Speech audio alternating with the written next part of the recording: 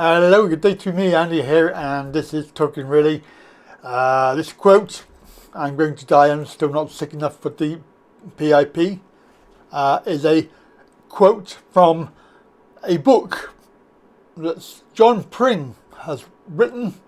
John Pring, you'll know, I did the video the other week, which basically got very few views. So if you haven't watched it yet, go and watch it. It's about John Pring runs and edits the Disability News Service. You'll find that online, and I have quoted many times from DNS. But he's got a book out.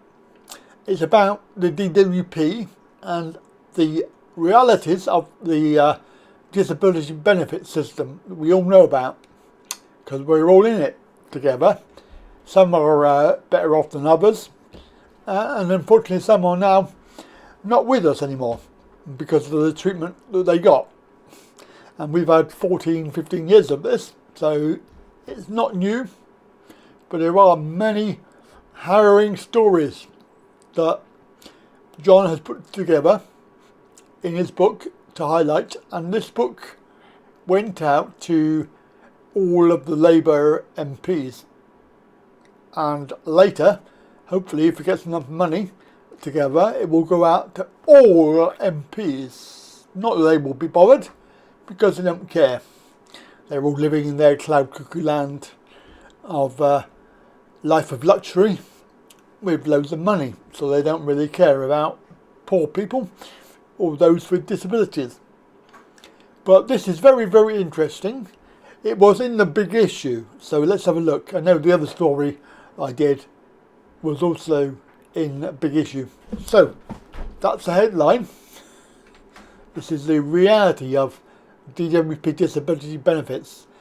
John Pring, who's written a book with a damning look at the DWP and the benefit system. This is an edited quote from the book, an expose of the bureaucratic violence and hostility of the DWP over the last 30 years.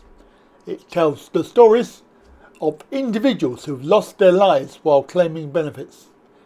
And this is James Oliver, who his claim for disability benefits rejected even when he was so ill that he was about to die. Obviously James' story is very harrowing. He was a heavy drinker and he couldn't really look after himself. His almost constant pain and discomfort and his desperate need for financial support. But the nurse that did the assessment basically concluded that he did not deserve the PIP. Despite all of the things with the going on, with challenges facing cooking, cleaning, maintaining his personal hygiene, and things like the room, the surface of the room, covered in thick dust, and ashtrays full of cigarette butts and dog hair everywhere.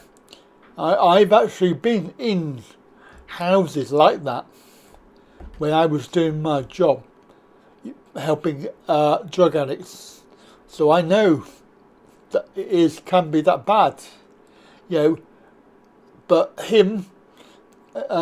he was denied help from the DWP, and it goes on. The story is quite harrowing, so please feel free. I'll put the link down below. You can have a little read of it yourself, and if you're interested in the book, then obviously the book is available from DNS, or I think it's sold on Amazon, I'm not too sure, but we don't get anything from that, so I am promoting this free of charge. And if you want to help John out and find out, then it may be worthwhile having a little read of this book.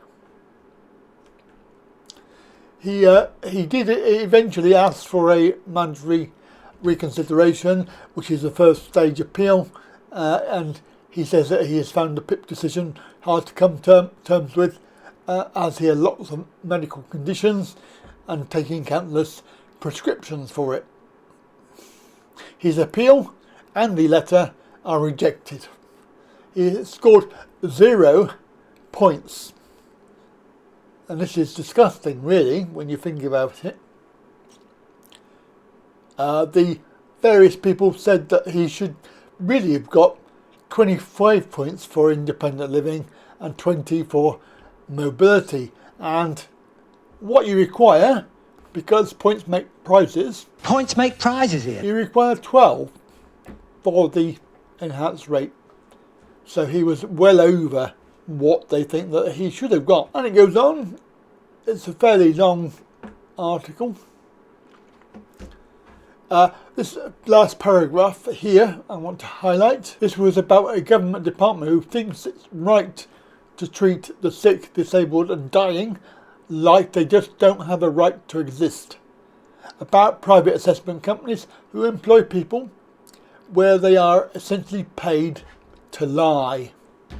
About government ministers who haven't got the faintest idea about what it's like to be sick, vulnerable and cast aside like domestic waste. You can obviously click the link there to buy the book and go on to DNS to find out more. I mean, when I read it, I have read the whole article, and it's just one story of many, because over the years we've had thousands of these people who have had bad treatment and denied what they should be getting by the DWP. I mean, we all know it's true. We probably all know somebody that's been denied. But we also know that the government don't care.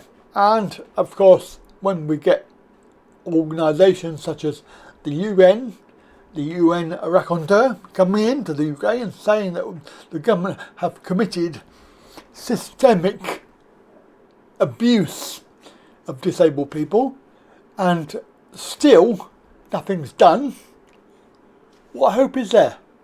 Now, I don't want to make it sound like doom and gloom, but we are just people in the system. What is there we can do to change it? There is very, very little that I can see that we can do, because we are victims of this abuse. Now, we can argue, we can go to court, we can win, and even when we win in court, many times it makes no difference. Make it stop. So it does sound a bit bad, but, and also if you are in that situation and you are worried, please seek help.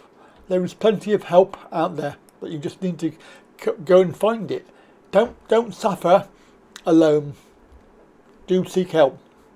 Anyway, I'm going to leave it there. Have a very good day, and I'll catch you later.